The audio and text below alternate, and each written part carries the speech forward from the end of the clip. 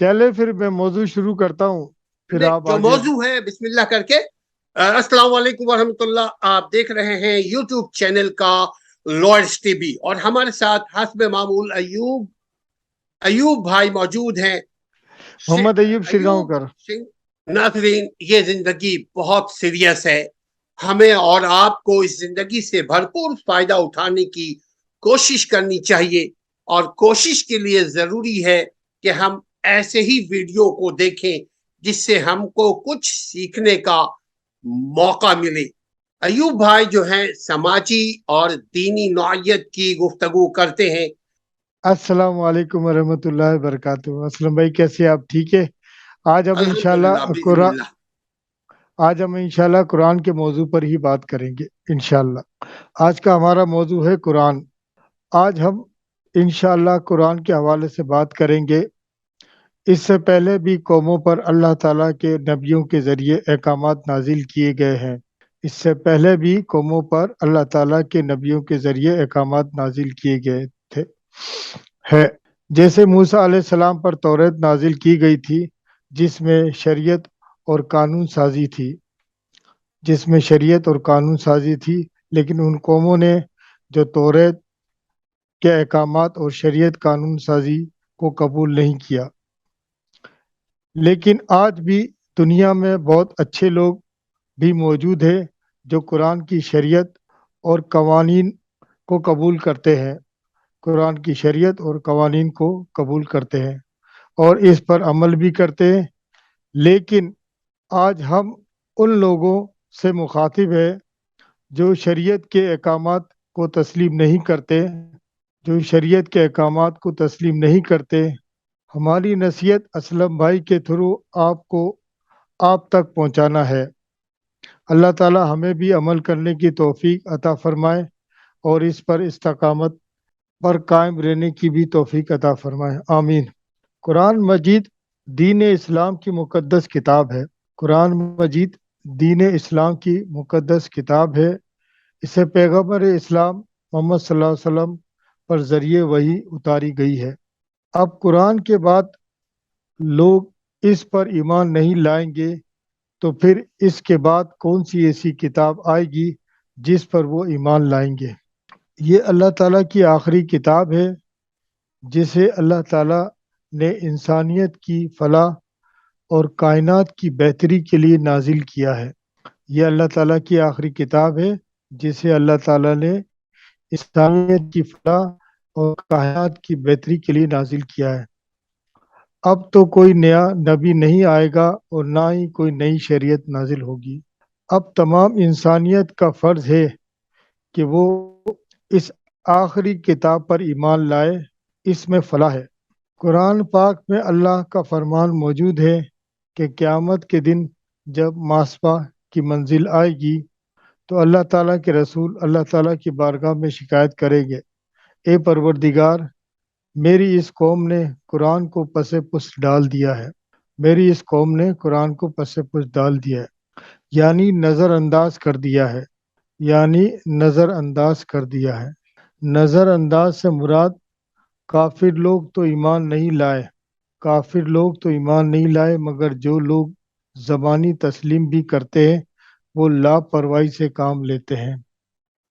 वो लापरवाही से काम लेते हैं, कुरान की तालीमात को कबूल नहीं करते और ना ही इसके अहकामात पर अमल करते हैं और ना ही इसके अहकामात पर अमल करते हैं।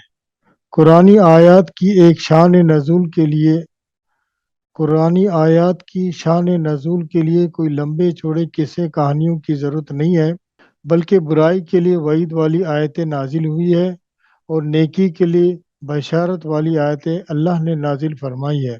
कुरान पाक तमाम बातिल अदियान और मज़ाहिब के तमाम रस्मात, कुफ्र और शिरक के ख़िलाफ़ तालीम देता है। कुफ्र और शिरक के ख़िलाफ़ तालीम देता है। ये अल्लाह ताला की आखिरी किताब है। ये इस चीज़ की तालीम देता है जो अल्लाह के नज़दीक बरहक है।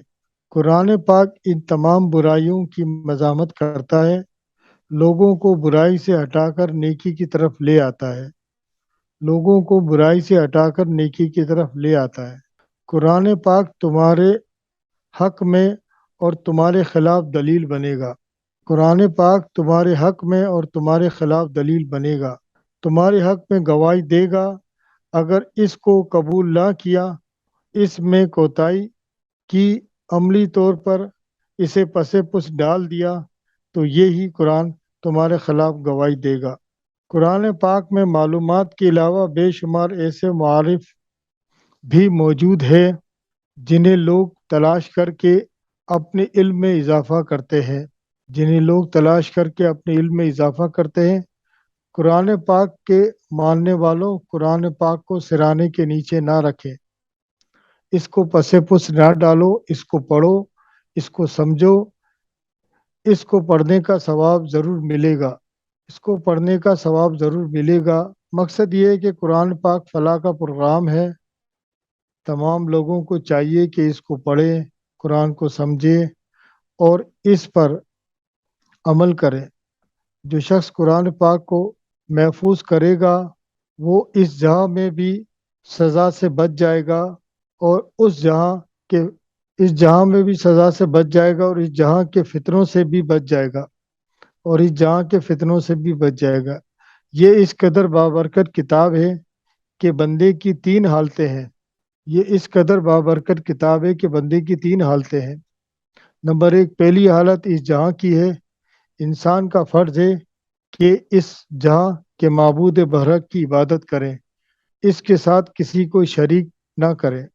نمبر دو، اس کے بعد برزخ کے لیے اللہ تعالیٰ کی رحمت لے کر جائے گا، نہ کہ خدا تعالیٰ کا غضب لے کر جائے گا۔ اگر اس نے قرآن پاک کی رہنمائی حاصل کی ہے تو برزخ میں سرخ روح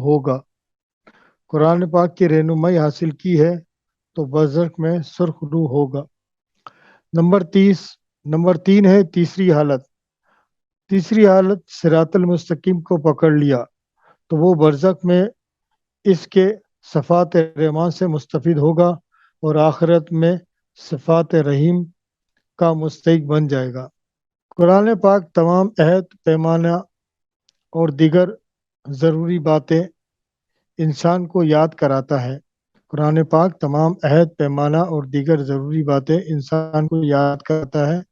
قرآن پاک ہدایت ہے، اس میں ہدایت کی کھلی نشانیاں ہیں۔ یہ قرآن تمام عالمین انسان کے لیے ہدایت ہے۔ ہدایت کے معنی رہنمائی ہے۔ یہ رہنمائی زندگی کے ہر موڑ پر رہنمائی کرتا ہے۔ قرآن پاک میں نصیحت والی باتیں ہیں، اس کے ذریعے انسانوں کی جہالت دور ہو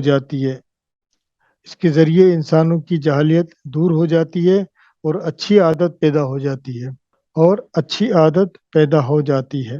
قرآن پاک جو کہ پوری انسانیت کے لیے ہدایت، رہنمائی کا ذریعہ ہے۔ قرآن کریم کو سیکھنا، اس کو پڑھنا اور اس پر عمل کرنا اولین فریضہ ہے۔ قرآن پاک کو سیکھنا، اس کو پڑھنا، اس پر عمل کرنا اولین فریضہ ہے تاکہ انسان کی آخرت سنور جائے۔ ایک بالغ انسان جس کو اللہ تعالیٰ نے عقل اور شعور عطا کیا ہے اور وہ قانون کا پابند ہے، قانون کی پابندی اس لیے ضروری ہے کہ کوئی انسان اس کے بغیر ترقی کے منازل کو طے نہیں کر سکتا۔ کوئی بھی انسان اس کے بغیر ترقی کے منازل کو طے نہیں کر سکتا۔ قانون کی پابندی سے ہی انسان ذہنی، عقل اور اخلاقی طور پر ترقی کرتا ہے۔ انسان کی ترقی دنیا میں تو جاری رہتی ہے، ایمان والوں کی ترقی برزخ میں بھی جاری رہتی ہے، اور پھر وہ اشر کی منزل کو بھی طے کر لیتا ہے۔ قرآن پاک کسی خاص فرد واحد کے لیے نہیں ہے بلکہ تمام بنی نوع انسان کے لیے ہے۔ قرآن پاک یہ علم اور عمل دونوں چیز کی اصلاح کرتا ہے۔ علم ایک عام چیز ہے، باطل مذاہب والے لوگ بھی علم رکھتے ہیں، یہودی اور عیسائیوں میں بڑے بڑے عالم موجود ہیں، یہودی اور عیسائیوں میں بڑے بڑے عالم موجود ہیں۔ ان کے پاس دنیاوی، مذہبی، کلچر اور اجتماعی ہر قسم کے علوم ہے، مگر ان میں خرابی پائی جاتی ہے، وہ عالم ہے مگر بگڑے ہوئے، قرآن پاک ہر بگڑے ہوئے علم کی اصلاح کے لوگوں کے عقیدے، فکر، ذہن کی اصلاح کرتا ہے۔ قرآن پاک ہر بگڑے ہوئے علم کی اصلاح کر کے لوگوں کے عقیدے، فکر اور ذہن کی اصلاح کرتا ہے، اور ہر عمل کا بگاڑ تو عام ہے، دنیا کی کوئی قوم عمل کے بگاڑ سے خالی نہیں ہے، ہم سچے دین کے پیروکار ہیں، مسلمان کہلاتے ہیں، مگر ہم میں بھی عملی خرابیوں کی کمی نہیں ہے، بہرحال خرابی علمی ہو یا عملی ہو یا اخلاقی ہو، قرآن پاک اس کی اصلاح کرتا ہے۔ اگر انسان کی علمی اور عملی اصلاح ہو جائے تو اسے دنیا میں بھی سعادت حاصل ہو جائے گی، اور اس کی آخرت بھی باسعادت ہوگی۔ یہ قرآن انسان کی علمی اور عملی دونوں طریقے سے اصلاح کرتا ہے۔ قرآن پاک کا ایک نام فرقان بھی ہے۔ فرقان کے معنی فیصلہ کرنے والی کتاب۔ فرقان حق باطل، ایمان کفر، صحیح اور غلط کے درمیان فیصلہ کرتا ہے۔ قرآن پاک حق باطل، ایمان کفر اور صحیح اور غلط کے درمیان فیصلہ کرتا ہے۔ قرآن پاک کا ایک نام برہان بھی ہے۔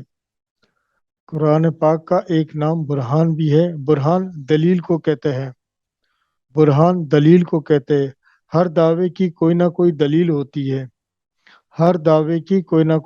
ہوتی ہے، اسی طرح قرآن بھی بے شمار دلائل پر مشتمل ہے۔ توحید کی تائید میں اللہ تعالیٰ نے بہت سے دلائل بیان فرمائے ہیں۔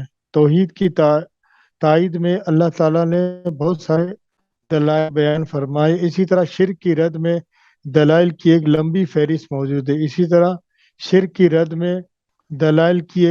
فہرست موجود ہے۔ اس بیان میں سب سے اہم بات، قرآن ہماری گواہی دے گا۔ نمبر 1، قرآن ہماری گواہی دے گا۔ نمبر 2 لکھے سر، قرآن ہمیں آگاہ کرتا ہے اچھے اور برے کام کا، برائی سے روکتا ہے اور اچھائی کی طرف مائل کرتا ہے۔ نمبر 3، قرآن پڑھنے کا ثواب ملتا ہے، اور اگر سمجھ کر پڑھو تو بے شمار معلومات حاصل ہوتی ہے۔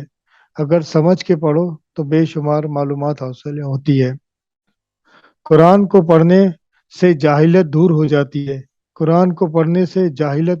جاتی ہے، اچھی عادت پیدا ہوتی ہے، لوگوں کے فتنے سے بھی انسان بچ جاتا ہے۔ مسلمان کی تباہی کی وجہ قرآن سے غفلت ہے۔ نمبر 5 ہے، مسلمان کی تباہی کی وجہ قرآن سے غفلت ہے۔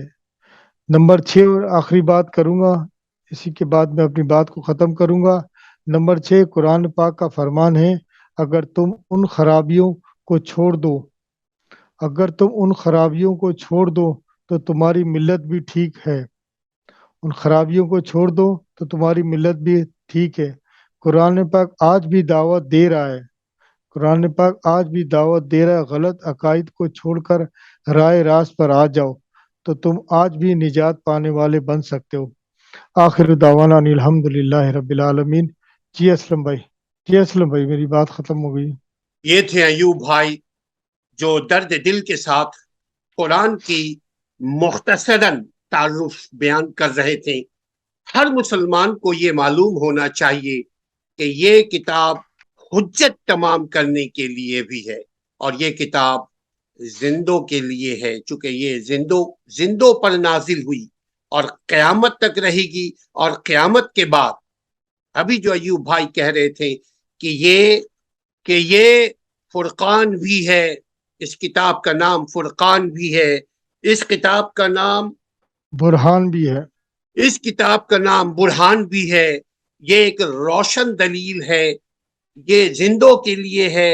اگر ہم اس قرآن کو سمجھ کر نہ پڑھیں، ہم اگر اس قرآن کو سمجھ کر پڑھیں اور اس پر عمل کریں تو یقیناً اپنے عمل کے ذریعے ہم اپنی دنیا کو بھی بہتر بنا سکتے ہیں اور آخرت بھی انشاءاللہ تعالی ہم بہتر بنا سکتے ہیں۔ آخرت بہتر بنانے کی جو دلیل ہے، برہان ہے، وہ یہ ہے کہ ہماری دنیا صحیح ہونی چاہیے۔ اگر ہم دنیا میں ناکام ہیں، ہر قسم کے سماجی معاشرتی فراڈ میں، دھوکے میں کا شکار ہے، تو یقیناً آخرت بھی خوش فہمی سے ہمیں یہ قرآن نکالتا ہے کہ پھر آخرت بھی کیسے ہوگی جب ہمارا پڑوسی ہم سے خوش نہیں، ہمارے رشتہ دار، بیوی، شوہر، بال بچے ایک دوسرے کے حقوق سے ناشنا ہو تو ہم کیسے اچھے ہوں گے، ہماری زندگی کیسے اچھی ہوگی۔ آپ اور ہم اس بات کو دیکھیں کہ قرآن کو نظر انداز کرنے والی جو جتنی قومیں ہیں وہ تباہ و برباد ہو گئی ہے۔ قرآن ایک اللہ کی آخری کتاب ہے جو کمپائلڈ ہوئی ہے آدم سے لے کر کے نبی صلی اللہ علیہ وسلم تک۔ یہ ایک تسلسل ہے، جن جن قوموں نے اللہ کی کتابوں کو نظر انداز کیا۔ نظر انداز کا مطلب صرف پڑھنا نہیں ہوتا ہے، نظر انداز کا مطلب ایوب بھائی کا کہنا یہاں یہ ہے کہ عمل کرو۔ جب عمل کرو گے تو بنی گی یہ دنیا جنت بھی جہنم بھی، ورنہ یہ خاکی اپنے فطرت میں نہ نوری ہے نہ ناری ہے۔ ہم امید کرتے ہیں کہ ہم اور ایوب بھائی نے جو قرآن کی مختصراً تعارف ہے وہ آپ کے سامنے رکھا۔ ایسی ہی معلوماتی ویڈیو کے لیے آپ ہمارے چینل سے جڑے رہیے اور اپنا اور ہمارا خیال رکھیے۔ لیکن ساتھ ساتھ ایک بات اور آپ دھیان دیجیے کہ ایوب بھائی کی ہر ایک بات کو اگر ناظرین ہم اور آپ لکھیں، انہوں نے 6 پوائنٹس کو ریز کیا ہے، اگر 6 پوائنٹس کو ریز کرنے واللہ ہماری زندگی آسان ہو جائے گی۔ یہ قرآن ہم سے گفتگو کر رہا ہے، جس کو کہتے ہیں کلام اللہ، یہ اللہ کی کتاب ہے۔ جب ہم اس کو لکھیں گے تو سمجھنے میں اور عمل کرنے میں آسانی ہوگی۔ ہم نے بھی لکھا ہے، آپ بھی لکھیے، اپنی زندگی کو بھی بنائیے اور اپنے ارد گرد کے لوگوں کو بھی خوش اور خوشحال رکھیے۔ السلام علیکم ورحمۃ اللہ۔